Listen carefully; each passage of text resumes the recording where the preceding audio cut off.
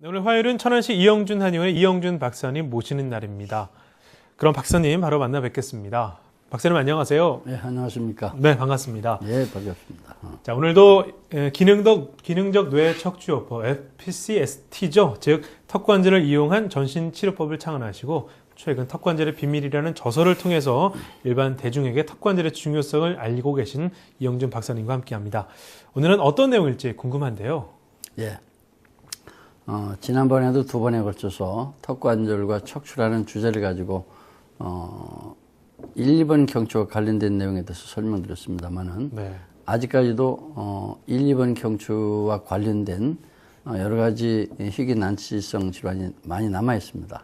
오늘은 아직 설명을 다 하지 못한 희귀 난치성 질환 관련된 증상에 대해서 설명드려 볼까 합니다. 네. 지난 연휴 저는 턱관절과 또 척추 관련 소개 강의에서도 박사님께서 이렇게 1, 2번 목뼈가 틀어졌을 때 나타날 수 있는 증상 중에 특히 다양한 신경정신과 질환에 대해서 설명을 해 주신 바 있는데요. 예. 네.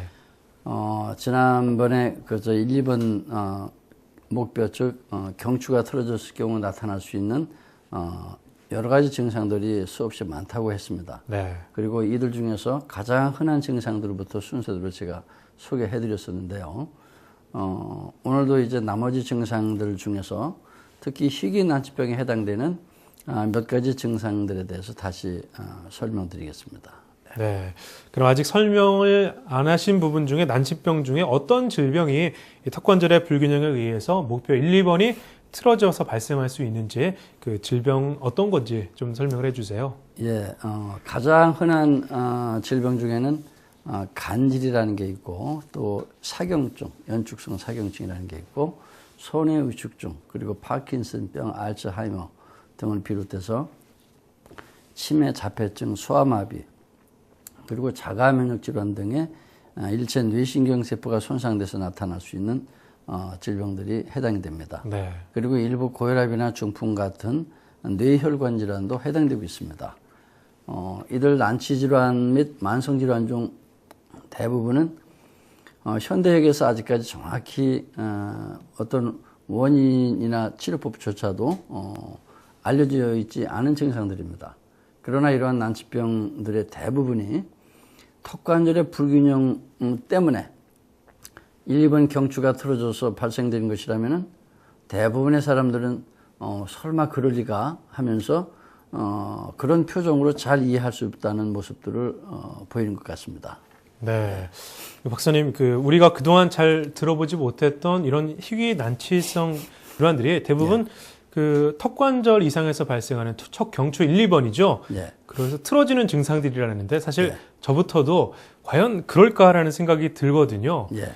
특히 간질을 비롯해서 사경증, 파킨슨병, 또 손해 위축증 이런 질병들은 뭐 고치기 정말 어려운 질병을 알려져 있는데 목뼈 경추 1, 2번이 틀어지면서 정말 발생하는 건가요? 예, 그러나 그거는 사실 당연한 그 사실입니다. 네. 다만 일반인이나 의료인들도 또 우리 아나운서님처럼 그런 희귀 난치병이 아마도 우리가 모르는 어떤 어마어마한 원인으로 발생되는 것이 아닐까라는 그런 막연한 생각을 하실 수가 있는데 사실 그렇지가 않습니다. 모든 희귀 난치병이 턱관절 이상으로 1, 2번 경추가 틀어져서 생기는 것은 아닙니다. 다만 대부분의 경우가 그렇다는 뜻입니다. 그리고 제가 치료한 환자 중에서는 특히 저희 클리닉을 찾는 대부분의 어떤 간질이나 사경증, 파킨슨병, 뚜렛, 그리고 자가면역 질환들을 비롯한 희귀 난치병의 경우 대부분 만족스러운 치료가 잘 되고 있습니다. 네. 저는 단지 턱관절의 미세 균형을 조절해서 그리고 양측 턱관절에서 발생되는 9개의 뇌신경의 압박을 차단시켜주고 그래서 항상 틀어져 있는 경추 1, 2번 목뼈를 정상 위치에 놓이게 하는 것뿐입니다. 그리고 뇌로 가는 통로인 이 대후두공이 항상 뚫려 있도록 하는 것 이외에는 사실 제가 하는 것이 없습니다. 네. 그런데도 잘 치료가 아주 되고 있거든요. 그것도 대부분 완치에 가깝도록 치료가 되고 있습니다. 그렇다면 이들이 치료되는 이유는 무엇일까요? 제가 하는 역할은 단지 이 뇌와 몸통 간의 통로인 이 대후두공이 항시 열려 있도록 하는 것 이외에는 없는데 말입니다.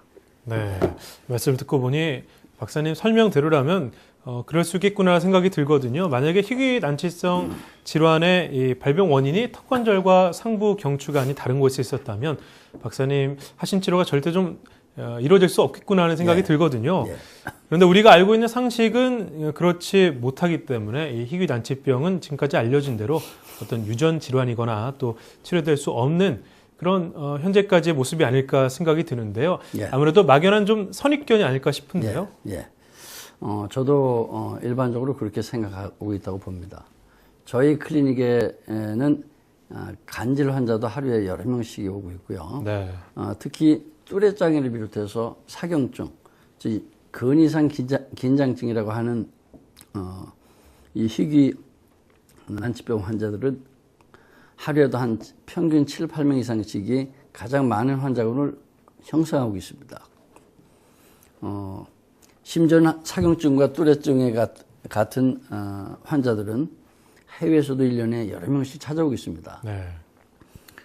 그렇다면 아나운서님, 사경증, 뚜레 같은 환자군을 이 환자군은 현대의학에서 마땅한 치료 방법이 거의 없는 희귀 난치병에 해당이 됩니다. 그런데 저희 클리닉에서는 그들의 대부분이 치료가 되고 있습니다. 네. 그리고 또 완치가 되고 있습니다. 그렇다면 이것은 무엇을 의미할까요? 지금까지 제가 언급한 희귀 난치병에 대한 저희 이론과 주장은 아직까지 저만의 학설, 즉 가설에 지나지 않는다고 일부 학자는 주장하기도 합니다. 그러나 저는 이론과 결과는 아주 명약관화해야 된다고 봅니다.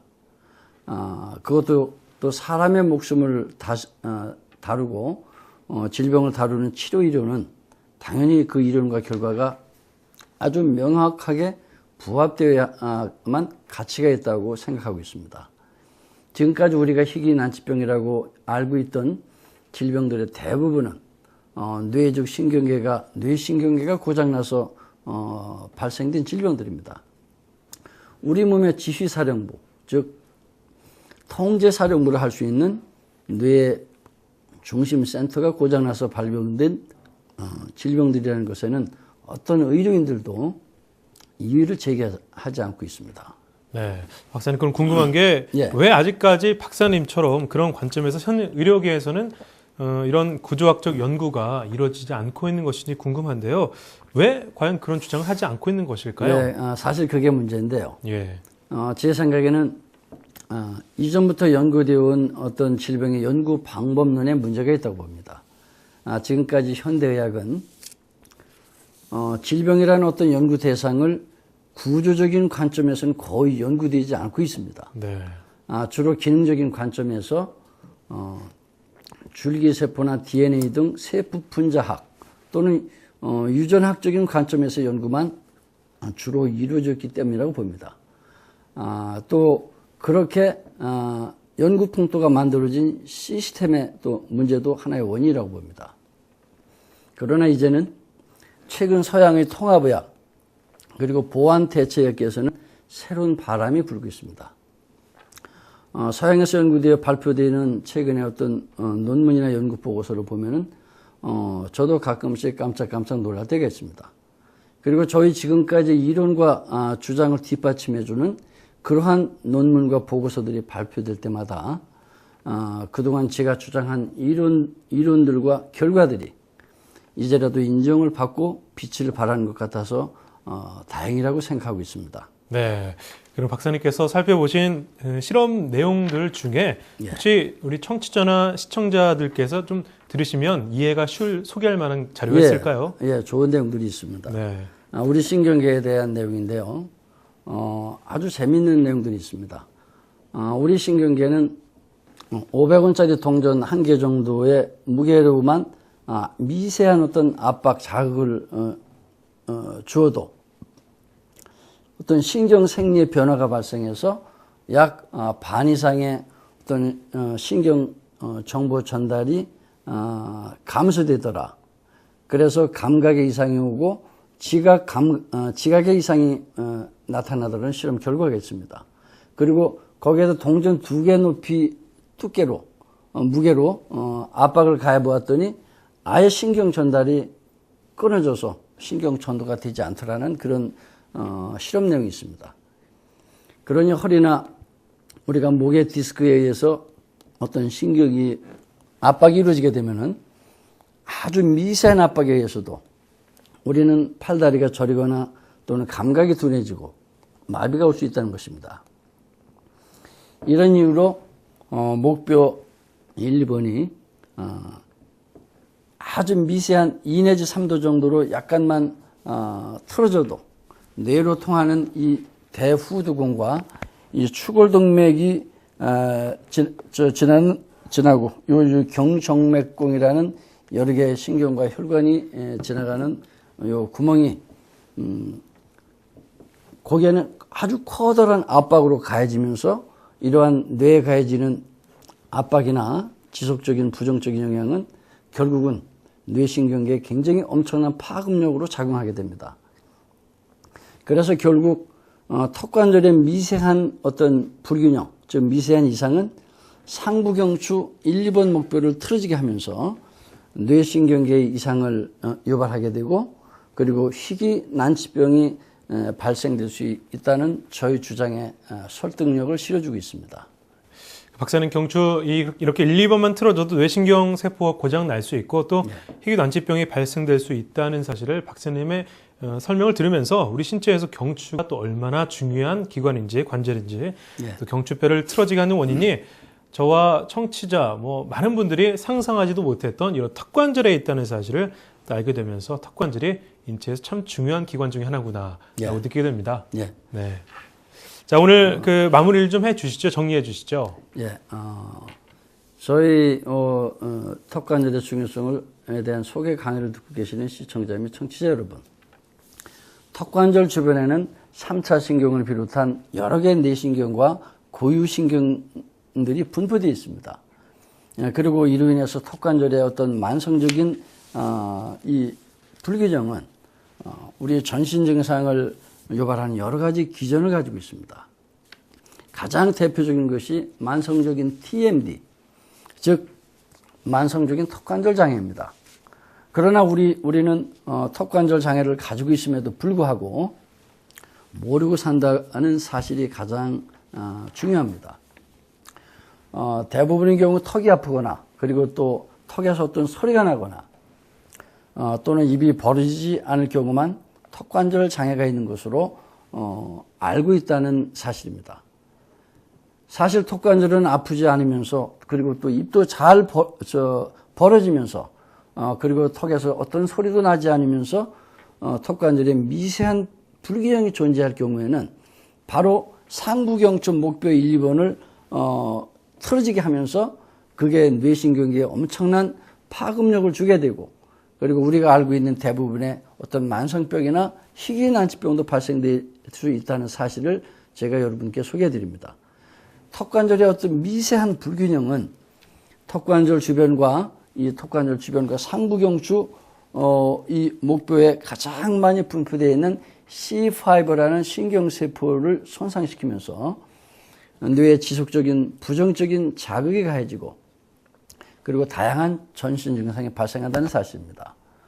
결국 턱관절에 나타나는 어떤 불균형은 상부경추와 전신 척추의 불균형을 초래하게 되고 그리고 이 머리의 두개골과 밑에 하지의 골반 변후에도 영향을 미치고 또 여러분이 갖고 있는 대부분의 어떤 만성병이나 또 희귀 난치병의 원인이 된다는 사실을 말씀드리고자 합니다. 네.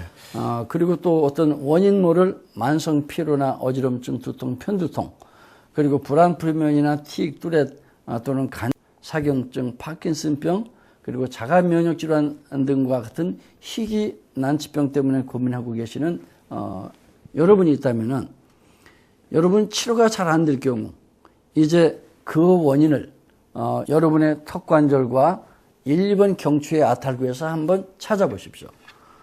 그렇다면 여러분의 불균형화된 턱관절의 균형 조절은 여러분의 척추를 정상화시켜주고 또 여러분의 뇌 신경계를 안정화시켜주면서 여러분의 턱관절을 정상화시켜줄 것입니다. 여러분은 그 주변에 있는 FCST 클리닉을 찾아가셔서 저녁에 잘 때만이라도 그 구강 내 균형장치라는 것을 한번 착용해 보십시오. 그러면 여러분은 만성질환에서 해방되실 것입니다. 그리고 항상 활력이 넘치고 하루하루가 즐겁고 신명나는 건강한 하루가 되시라고 봅니다. 네. 오늘은 턱관절과 척추의 관계에 대해서 알아봤습니다.